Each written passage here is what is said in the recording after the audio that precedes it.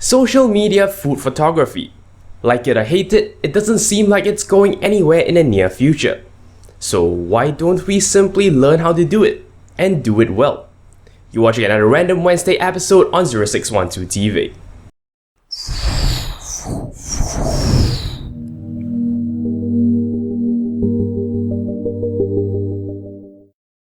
Hello and welcome back to another Random Wednesday episode. Today, we're gonna talk about food photography on social media. In fact, we're gonna sort of narrow this down to Instagram itself. Of course, having said that, a lot of the tips that I will be sharing with you today are going to be quite generic. They're going to be things that can be applied to your day-to-day photography. But of course, a few of these tips will be kind of specific for food and Instagram. So we'll have a good mix of both. Now, today's tips will be presented to you in a more or less chronological order. That means, we'll start walking through the process from the time you actually, have the food in front of you, and what sort of thought processes you will go through to decide what you want to do, how you want to do it, all the way to the end, where we take the picture and actually do some post-processing. Today's tips are going to come to you in 4 categories. They're going to add up to 10 tips in total. And yeah, like I said, they'll cover the whole process from the beginning to the end. So without further ado, let us jump right in. Our first category is finding a location. Now, here's the deal. If you're in a situation where you're not that mobile, say you're seated at a restaurant, then there isn't a whole lot you can do. Of course, knowing the contents of this tip, in the future you might want to pick a seat that is more suitable. But, well, they'll come later. This is mostly for, say, if you're at home, you have the freedom to actually move around and pick a good spot, then, well, you definitely should. There are 2 factors that guide us into picking a good location. First of all, is the background it actually gives you.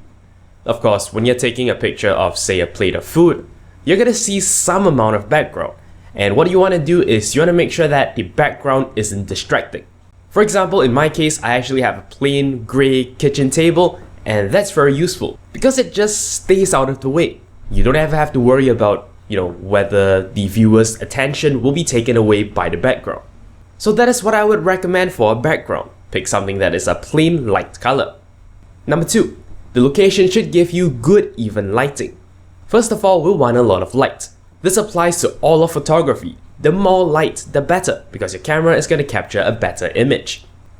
However, if it's directly under the sun, that might be a problem as well, because we like even lighting for food photography. We generally don't want too many shadows, especially harsh ones, which is why maybe direct sunlight isn't a great idea. And for that matter, neither is flash. Flash does an even worse thing because it also creates uneven lighting, in a sense that certain areas of the image will be much brighter than other areas, and that just doesn't feel good. If sunlight isn't accessible, then we'll have to make do with artificial lighting. Switch on as many lights as possible. In fact, if you're really serious about this, bring in more light. But yeah, at the end of the day, we want as much light as we possibly can, as long as it remains soft. With the scene set up, we can move on to the second category, and that is to actually prepare to tell your story. Before you take the picture, you want to set up the scene so that it actually conveys what you want to convey. There are several different ways of doing this, and I would recommend you try all of them because, they all play their own part. First of the 3, you want to arrange the food, to sort of make it look nice. Now, I suppose this requires some amount of food presentation skills, which I do not have. So if you have those skills, apply them, that's great. But if you don't, you could try one thing I generally like to do, which is to sort of segregate everything nicely. When everything is partitioned out, you get a very nice visual contrast, and it gives a clear picture of what is going on. And when I say segregate, I don't just mean laying everything out on a plate, just segregating in horizontal directions. Depending on what you have, you might want to use front and back as a segregation method as well. And that can create a very interesting depth to your image. Number 4, imply action.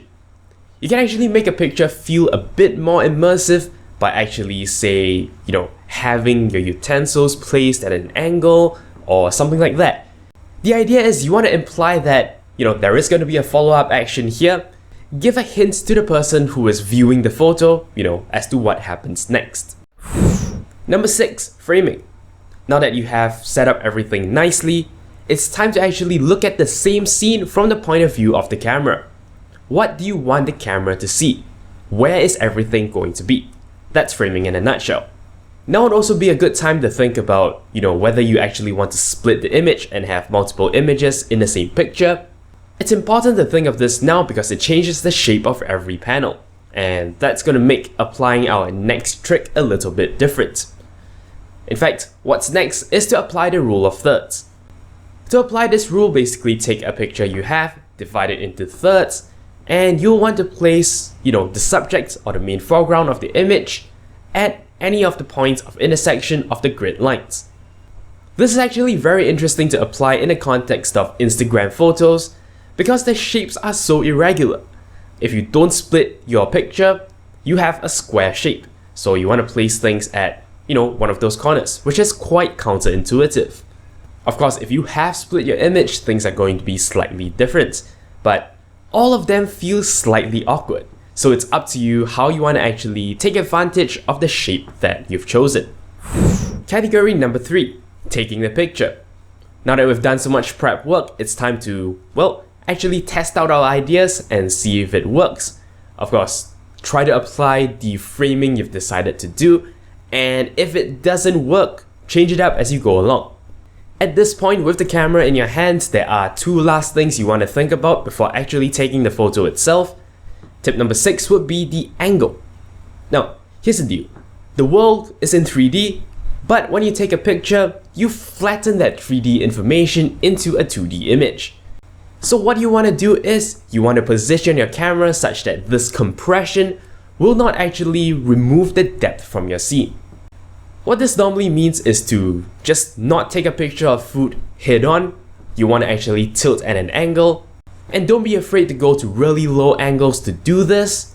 In fact, if there's a benefit from you actually holding it up in your hands, go ahead and do that. That's fine as well. Remember, you want to accentuate the 3D-ness of the thing you're taking a photo of, so make sure you don't flatten it by accident. Tip number 7 is distance, which is something that you should have thought of when you're thinking of framing earlier on. Obviously, you want to be close enough so that you can see everything clearly, but you want to be far back enough to have just enough white space for you to have a little bit of wiggle room during editing. One thing that's not a bad idea to do would be to actually move a little further back than you had originally intended.